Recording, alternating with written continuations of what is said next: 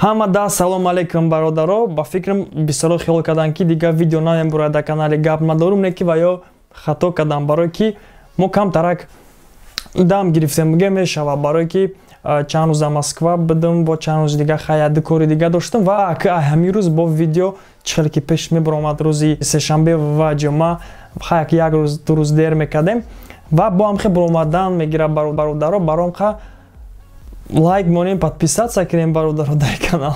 Одамое ки якум бор ҳамин видеоро дидестиян, ман шумо да совет метавам ки бародаро видеоҳои пешинаро бинен ва ба бигзарен ин видеоро тамошо кунен. Акадоме ки мара мешиносад канали Около Таджика. Давом дора ва да имрӯза видеои мо инам хали хабарҳои як хел бачаҳои тоҷик прическаашона ва стили либоспӯшишона ранги догистониё мекарданд. Як занаки 41 солара шантажировать мекунад тамоми ҷаҳон ва дар Тоҷикистон ба наздикӣ презентацияш буд. Чӣ ки медонем бародаро, дар туё ҳар намуд ҳодисаҳо рӯй метавад. Яъне 1500 сомон барои одамое ки дар 54 та гӯспанд мурданд. Ба фикри ман шумо медонем ки ай Альфонс, шумо бояд бидонем барое ки шумо подписчикои ма, на подписчикои ма ҳама одамои ҳозиразамонаи продвинутиянд. Яъне фикрои шумо пешрафтагиай барое ки шумо подписчикои ма. Бародаро баром ха лайк монем, подписаться кунем бародаро дар канал. Хай гап дар ин намерава, як мардаки 28 сола, яъне як Альфонс, як занаки 41 солара шантажировать мекунад. Шантажировать чӣ мешавад ба тоҷикӣ? Яъне ин мардак ки 28 сола хати занаки 41 сола мегаштиянд.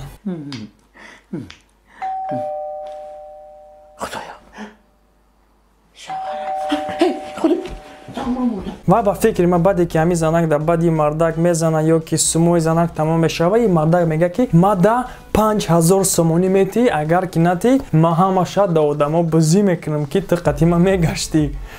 Рости гапа бугӯ ман намефаҳмдам инҷа барои чӣ ин мардак синни ин занак талаб карда ки ма да 5000 сомон бите. Ба фикрам ин мардак дар чиво безеб буда ки ин занак мисол изо мекашида ки халқ бифаҳма, яъне мисол агон ҳамсояшону ки агон хештаворош ки хати ҳамин одами безеб ҳамин занак мегаштай. Ва хак рости гапа бугӯ ҳамамо фаҳмидем барои чӣ мардак угражал мекунад, яъне мисол шармандагӣ ва дигар ҳамхали гапҳо. Ва ин занак бест рафтай ҳамаша дар милисо хабар кардай, милисо хай ҳамаша мисол туҳрӣ кардай, вақте ки 2000 сомона да ҳамун мардак додай, ҳамун вақт милисо қапидан ҳами Альфонси шантажиста ва ҳозир делак шудагиан ин мардака ба наздикӣ ба фикри ман маҳкам мекунанд барое ки ин занак незаконна сум талаб кардаиста, яъне барои шантаж. Ва ба фикри ман барои занакам дарс мешавад ки қати ҳар кас гаштан дар кор нестай, яъне вапша қати ҳеч кас гаштан дар кор нестай. Окей, не хелем хеле хабар буд бародаро, рости гап бугӯ манам камтарак ҳайрон мешам чӣ гапи коро рафтаиста. Хай мерем дальше. Ба фикрам ҳама медонанд ки Samsung Galaxy S8 буромад дар тамоми ҷаҳон ва дар Тоҷикистон ба наздикӣ презентацияш буд ва презентацияш хай бигем гузашт, хеле гузашт нагузашт, намедонам рости гап дар оҷа набудам ва чале ки суратоша мо мебинем презентацияра олимпийский чемпион гузарондагиай Дилшод Назаров. Ба фикрам шар нест характеристикаи телефона бугум, ҳамин қашан мегӯм ки 855000 рублай, 8 плюс 59000 ва бо компания Мегафон тарифни план бировардагиай барои ҳами Samsung Galaxy S8 дар ҳамин тарифни план 800 минут ва 800 мегабайт метиянд барои истифода бурдани ба ҳами телефон. Ва боз дар ҳамин презентация розыгрыш буд, одамо метавонистанд ҳамин телефона бубаранд. Ин ҳамин суратҳое ки шумо ҳозир диден ва ҳозир ҳам дидестен ай Тоҷикистонай ва дар Россияра ҳам презентацияи ҳамин Samsung кашидагӣ буд, не ки презентацияра Вера Брежнева гузарондагӣ буд, як ҳофизаи ай группаи Reflex. Ба фикрам дайдум рости гап нест. Хай ин ҳамин суратҳоро ҳозир шумо дидестен ай презентацияи Galaxy S8 дар Россия. Инам хали хабар буд бародаро ай компания Samsung Galaxy S8 ки мо надорем. Ана ба бачаҷонам тӯҳфа меорам, ба ҳаматон тӯҳфа меорам. Серьёз? Чӣ? Да ладно, ма да подарок. Ма да худат шакар. Дастонат асал барин. Чӣ ки медонем бародаро, дар туё ҳар намуд ҳодисаҳо рӯй метавад. Мисол нам хали ҳодиса. Спрашиваю, вот видите, Нет. ё ки не хали قبول کردمش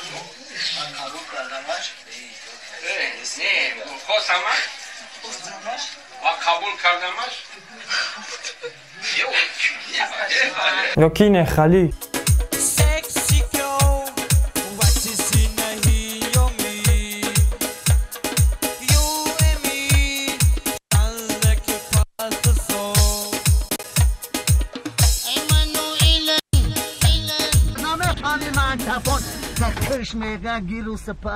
ҳай ҳар хел ҳодисаҳо не ки бародаро дар Индия дар вақти туй девол чапа шида дар одамое ки бигем меҳмонӣ омадагиян хай дамо одамое ки мисол туяк зарондестиян кадом ёз мега ки хайба чӣ не ки дар ҷа 25 нафар аз дунё гузаштаи дар ҳамин вақти туй яъне дар вақте ки девол чапа шидай дар вақти туй писчана бура шидагиай хокборон дар вақт ҳамин писчана бура одамо таги навес медроянд аз рӯи шамоли сахт навес чапа мешава ва девол дар тори одамо чапа мешава аз рӯи ҳамин чанқа гудак ва чанқа одамои дига аз дунё мегзаранд фикр кунед ки одамо туй омадагиянд не ки Трагедия на свадьбе. По меньшей мере 24 человека, в том числе дети, погибли на церемонии бракосочетания в Индии. Праздник проходил под открытым небом. Столы были накрыты под навесом возле многоэтажного здания. Когда пошел дождь, большая часть гостей переместилась именно туда, и в этот момент 30-метровая стена рухнула. Ранения получили около 30 человек, все они доставлены в больницу. Правоохранительные органы ведут следствие против владельца здания. Возбуждено уголовное дело, его обвиняют в непредумышленном массовом убийстве. Однако еще предстоит выяснить, что стало причиной обрушения. Есть версия, что стену расшатала прошедшая недавно пыльная буря. чале ки ман гуфтагӣ будам дар видео пешинам дар душанбе авторетра мегзара мошинои раритетира ҳама мебуроранд кадоме ки дора мисол нишон метаҳанд ва ина суратош аянаму фестиваль бигем ё ки аяму выставка тамошо кунем бародаро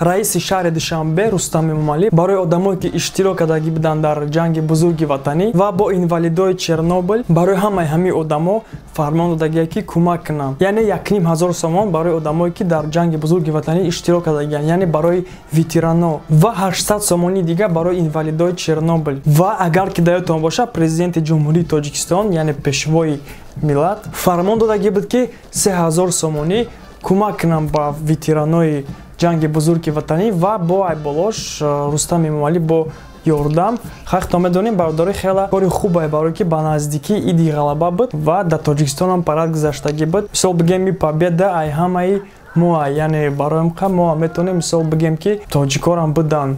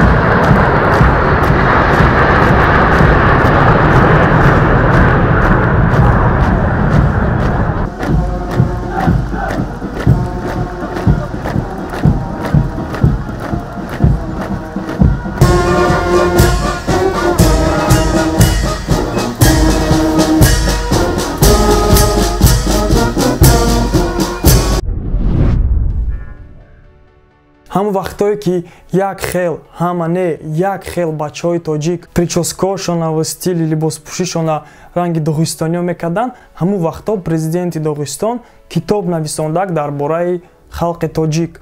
номи китоб «Мой таджикский народ». Рӯзи 11 май дар Китобхонаи Миллии Тоҷикистон президенти Доғистон Рамзан Абдуллатипов презентация гузаронд. Ва кадоме ки мехоҳад ҳамин китоба хондан, ба фикри ман электронная версияш дар интернет ҳастай. Ҳозираш дар ман намедонам ҳангиҷо дастрас карда мешавад, ки хай дар интернет бизанед меёвен ва президенти Доғистон Рамзан Абдуллатипович чанд китоб нависондагия дар бораи чанд халқ, дар бораи халқи Россия, дар бораи халқи Татарстан ва бо дар бораи чанд халқи дигар. Барои ҳамин якум китобиш нест ва шумо метавонед дигар китобошам бихонед. Уже в здании Национальной библиотеки Таджикистана состоялась презентация книги Рамазана Абдуллатипова «Мой таджикский народ». Присутствующие поблагодарили главу Дагестана за красивый подарок. Напомню, книга – часть авторского цикла монографии о народах, которые в силу исторических событий оказались тесно связанными с Россией. Иллюстрированное научно-публицистическое издание посвящено развитию, культуре, быту и традициям одного из древнейших этносов Центральной Азии. В свою очередь Рамазан Абдуллатипов отметил, его восхищает самое доброе отношение таджикского народа и его лидера имама Али Рахмона к России, к российской истории и культуре. Таджикистан является той республикой бывшего Советского Союза, которая наиболее последовательно идет вместе с Россией, несмотря на сложности этого исторического процесса. В заключение глава Дагестана призвал представителей Таджикистана принять участие в работе намеченного на 28 мая Всемирного форума духовной культуры, где будет проходить процесс формирования Ассамблеи народов Евразии. Дар Тоҷикистон дар ёвон ва ваҳдат авария шидагӣ буд. Дар ҳамин авария 54 та гӯспанд мурданд.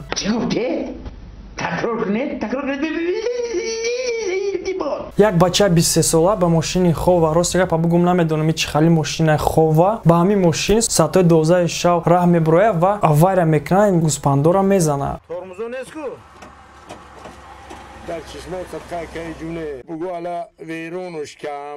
яъне як пода гӯспандора. Рост гапа бугум ҳагон бор дар фикрам набуд ки ман дар ютуб мегум ки пода соҳиби ҳамаи ҳайвонот як мадаки 58 солаҳай. Рости гапа бугум ман намедонам чанд қадар сахт мошина ҳай кардан дар корае ки вақти заданда 54 та гӯспанд бумбара. Намедонам дар сари рӯл мумкин агон гӯспанди дига будай. ҳаки ёша ман намедонам ки хабар дар сайти МВД Тоҷикистон астай. ва ҳозир дела кушодагиян ва расследование рафтестай. инам хали хабар буд бародаро, эҳтиёт кунед вақте ки подавонӣ мерен.